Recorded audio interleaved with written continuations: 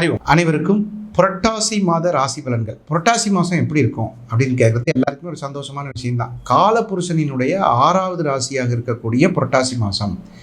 புரட்டாசி மாதத்தில் என்னென்ன விசேஷங்கள் இருக்குது அப்படின்னு பார்க்கும்போது மாகாளய அமாவாசை அப்படின்னு சொல்லக்கூடிய ஒரு மிகப்பெரிய ஒரு முக்கியமான விசேஷம். அது மட்டும் இல்லாமல் சூரியன் என்ற கிரகம், ஒரு சூரியன்கிற கிரகம் கன்னி ராசிக்குள் போவதற்கு உபயம் அப்படின்னு சொல்லக்கூடிய உபய ராசிக்குள் போகக்கூடிய காலகட்டத்திற்கு பெயர். அந்த 30 நாளும் புரட்டாசியில் இருக்கக்கூடிய அத்தனை நாட்களும் சூரிய பகவான் கன்னியில் பிரவேசிப்பார். இது ஒரு பெரிய முக்கியமான விஷயம். இந்த கன்னி ராசியில் சூரியன் பிரவேசிக்கும் போது ஒவ்வொரு ராசிக்கும் எப்படியெல்லாம் பலன்கள் இருக்கும் அப்படின்னு சொல்லி சில பேருக்கு பார்த்திங்கன்னா பெயருக்கு பலன்கள்னு ஒன்று இருக்குது. இந்த பேருக்கு இப்படி தான் பலன், பிறந்த தேதிக்கு ஒரு பலன், பிறந்த நேரத்துக்கு ஒரு பலன், பிறந்த மாதத்திற்கு ஒரு பலன், அதே மாதிரி பிறந்த கிரகத்துக்குன்னு ஒரு பலன். இப்போ சூரியனுக்கு எப்படி பலன்கள் அப்படின்னு பார்க்கும்போது சூரியனுக்கு ஒரு விதமான பலன்கள் இருக்கும். அதே மாதிரி சந்திரனுக்கு ஒரு சில விதமான பலன்கள் இருக்கும், செவ்வாய்க்கு ஒரு விதமான பலன்கள் இருக்கும், புதன்கிழமை பிறந்தவங்களுக்கு ஒரு பலன்கள் இருக்கும், வியாழக்கிழமை பிறந்தவங்களுக்கு ஒரு பலன். அந்த கிரகம் ராசி கட்டத்தில் எப்படி அமர்கிறது. இப்போ பார்த்தீங்கன்னா சில பேர் ஒரு கேள்வி கேட்பாங்க, சார் புரட்டாசி மாதத்தில் கல்யாணம் வைக்கிறது இல்லை ஏன் அப்படின்னு கேட்பாங்க. அதாவது கால புருஷனினுடைய 2ஆம் இடத்திற்கு அது 5ஆம் இடமாகவும் அந்த கால புருஷனுக்கு 6ஆகவும் வருது, 5 6 அது அப்படி செய்யக்கூடாதும்பாங்க.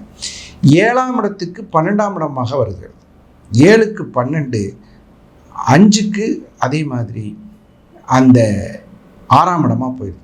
காலபுருஷனுக்கு 6ஆ வரும் பொழுது உங்களுக்கு அது திருமண விஷயங்களுக்கு ஏற்ற மாதம் இல்லை. அப்புறம் சில பேர் என்ன கேட்குறாங்க, புரட்டாசி மாதத்தில் பெண் பார்க்க போகலாமா, வீடு பார்க்கலாமா, ஒரு பெண்ணை பார்த்து நம்ம ஒரு முடிவு எடுக்கலாமா, பேச்சுவார்த்தை பண்ணலாம், அதெல்லாம் பண்ணிக்கலாம். நீங்கள் ஒரு பொண்ணை போய் பார்த்து ஃபோட்டோ பார்க்குறது, நேரடியாக போய் பார்க்குறது, அப்புறம் உட்காந்து பேசுறது, அப்புறம் எல்லாமே பண்ணிக்கலாம். அதாவது சுப வேலைகள் என்று சொல்லக்கூடிய நிச்சயதார்த்தம், வெத்தலை பார்க்க வைக்கிறது, ஏன் பூ பொட்டு கூட வச்சுக்கலாம். சில குடும்பங்களில் பார்த்திங்கன்னா பூ பொட்டு வைக்கிறதுன்னு ஒரு பழக்கம் இருக்குது. அதாவது இந்த பொண்ணு நமக்குத்தானே தீர்மானம் பண்ணுறது, அந்த பூ பொட்டு வைக்கிறது கூட ஒரு புரட்டாசி மாதத்தில் செஞ்சுக்கலாம். ஆனால் இந்த திருமண விஷயத்தில் ஒரு சிலருக்கு அந்த அற்புதமான கலன்கள் கரெக்டாக நடக்கும். ரிஷபராசி அன்பர்களுக்கு, ரிஷபராசியில் பிறந்தவங்க எல்லாருமே வழக்கு சம்பந்தப்பட்ட விஷயங்களில் வெற்றி பெறுவீர்கள். உங்களுக்கு 11ஆம் அதிபதியாக வரக்கூடியவரும் 8ஆம் அதிபதியாக வரக்கூடியவரும் குரு பகவானே வருவார். ரிஷபலக்னத்துக்கு 8 குடையவன் குரு, 11 குடையவன் குரு. ஸோ உங்களுடைய வழக்குகளில் வெற்றி பெறுவீர்கள். தாமதமான உங்களுடைய உழைப்பு உங்களை கௌரவப்படுத்தி அடுத்த நடவடிக்கைக்கு எடுத்து செல்லும். இப்போது சில நேரங்களில் என்ன பண்ணுவாங்கன்னு கேட்டிங்கன்னா, பரவாயில்லைங்க அப்புறம் செய்யலாம் இப்போ செய்யலாம் அப்படி லேட் பண்ணிவிட்டு அந்த லேட்டை செய்யாமல் விட்டுருவீங்க. இது வளர்ச்சி பாதையை சற்று குறைக்கும். தங்களுடைய தயார் நிலையில் இருந்து வந்த செல்வ நிலைகள் உயரும். மனநிலையில் இருந்து வந்த கஷ்ட கலக்கங்கள் தீரும். கணவன் மனைவிக்குள் இருந்து வந்த பிரச்சனைகள் தீரும். கடனில் சிறு பகுதி கட்டுவீர்கள்.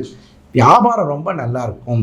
குழந்தைகள் உங்களை நன்றாக பார்த்து கொள்வார்கள். அதெல்லாம் என்ன சார், குழந்தைங்க எப்படி பார்த்துக்கணும், குட்டி குழந்தை தான் சார் எங்களுக்கு இருக்குன்னா அது அன்பாக பேசி உங்களை சந்தோஷமாக வைத்து கொள்ளும். அம்மா வாமா நம்ம வீட்டில் தாம்மா இருப்போம், எங்கேயும் போக வேணாமா அப்படின்னு சொல்லி சந்தோஷமாக வைத்து கொள்ளும். திரவிய லாபம் உண்டு. ஆடை ஆபரண அணிகலன் சேர்க்கை உண்டு.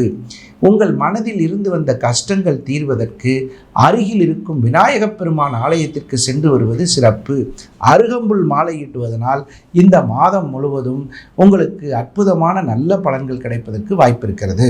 இதுவரைக்கும் நம்ம பார்த்தது பார்த்திங்கன்னா பொதுவான ராசி பலன்கள். இந்த பொதுவான ராசி பலன்கள் என்னென்னா, சூரியனை மையமாக வைத்தும் வருட கிரகங்களான சனி பகவானை வைத்தும் அதே நேரத்தில் குரு பகவானை வைத்தும் இந்த ராசி பலன் கொடுக்கப்பட்டுள்ளது. இதில் உங்களுக்கு ஒரு குறிப்பிட்ட இதுதான் வரும். விருப்பம் உள்ளவர்கள் சுய ஜாதகத்தை நேரடியாக பார்ப்பதற்கு நல்ல நேரம் நாகராஜ் அதில் ஆன்லைன்லேயும் பார்க்குறோம், டைரெக்டாக பார்க்குறது நங்கநல்லூர், கோவை இந்த 2 ஊரில் தான் டைரெக்டாக பார்க்குறோம். விருப்பம் உள்ளவர்கள் தாராளமாக வந்து இந்த நம்பரில் கான்டாக்ட் பண்ணி நீங்கள் வந்து உங்களுடைய ஜாதகத்தை பார்க்கலாம். மிக குறைவான தொகை, நம்ம எப்பயுமே பார்த்திங்கன்னா குறைவான தொகை தான் வாங்குகிறோம். அப்படி வாங்கும்போது என்னன்னு கேட்டிங்கன்னா, எனக்கு திருப்தி இல்லைன்னா திருப்பி தரக்கூடிய ஒரு அமைப்பு, அதெல்லாம் வந்து நம்ம ஜாதக கம்பெனியில் இருக்குது. மற்றவங்களுக்கு வந்து ஜாதகம் எழுதி தரப்படும். நிறைய பேருக்கு பார்த்திங்கன்னா ஜாதகம் எல்லோரும் கம்ப்யூட்டர் வச்சுருக்கேன் சார் அப்படிங்கிறாங்க. நம்ம என்ன பண்ணுறோம்னா ஜாதகத்தை எழுதி தர்றோம், ஹேண்ட் ரிட்டன். நிறைய பேர் வந்து எழுதுனாங்களா இல்லையான்னு தெரியாது. அந்த மாதிரி ஜாதகம் எழுதி வீட்டில் வச்சுக்கிறது நல்லது. தந்தையின் கடமையில் சில விஷயங்கள் இருக்குது. ஒரு அம்மா அப்பாவோட கடமை என்ன? பையனை படிக்க வைக்கணும், ஒழுக்கமாக வளர்த்தணும், அவனுக்கு காசு கொடுக்கணும், பழக்கமாக இருக்கணும், பெரிய ஆள் ஆக்கணும். இதில் மாதிரி அந்த கடமைகளில் ஒரு முக்கியமான கடமை ஜாதகம் எழுதி வைக்க வேண்டும். ஒரு தந்தையின் கடமை ஒரு பெற்ற பிள்ளைக்கு ஒரு ஜாதகத்தை எழுதி வைக்கிறது, அதுவும் எழுதி வைக்க வேண்டும், கம்ப்யூட்டரில் போட்டு வைக்கிறது இல்லை. அது போன்ற வசதிகள் நம்மளுடைய சேனலில் இருக்குது. நம்மளுடைய சேனலுக்கு நீங்கள் தாராளமாக இது பற்ற விவரங்களுக்கு நீங்கள் நம்ம ஸ்க்ரோலில் இருக்கிற இந்த நம்பருக்கு கூப்பிட்டு கேட்டுக்கலாம். அதே மாதிரி ஜோதிடம் சம்பந்தமான நேரலையும் நம்ம ஆஃபீஸில் இருக்குது. நீங்கள் எப்போயாவது வாய்ப்பு கிடைச்சா இதுலேயும் கூப்பிட்டு கேட்டுக்கலாம். இந்த மாதிரி பல சந்தர்ப்பங்களில் உங்களுக்கு நெக்ஸ்ட் ஜென் யூடியூப் சேனலை சப்ஸ்கிரைப் பண்ணாதவங்க பண்ணிக்கங்க. அதில் இருக்கக்கூடிய நிறைய விஷயங்களை வந்து நீங்கள் தெரிஞ்சுக்கிட்டு நிறைய ஜோதிட சம்பந்தமான கேள்விகள், பதில்கள், இதுகளெல்லாம் நீங்கள் தாராளமாக எங்களை தொடர்பு கொள்ளலாம். பெரும்பாலும் மாத ராசி பலன்கள் உங்களை வந்து அடைவதற்கு நாங்கள் கண்டிப்பாக உறுதியாக இருப்போம் என்று சொல்லி மீண்டும் ஒரு நல்ல தகவல்களோடு நல்ல நிகழ்ச்சியில் உங்களை சந்திக்கும் வரை உங்களிடமிருந்து விடைபெறுவது உங்கள் நல்ல நேரம் நாகராஜ், நங்கநல்லூர் மற்றும் கோவை. நன்றி, வணக்கம்.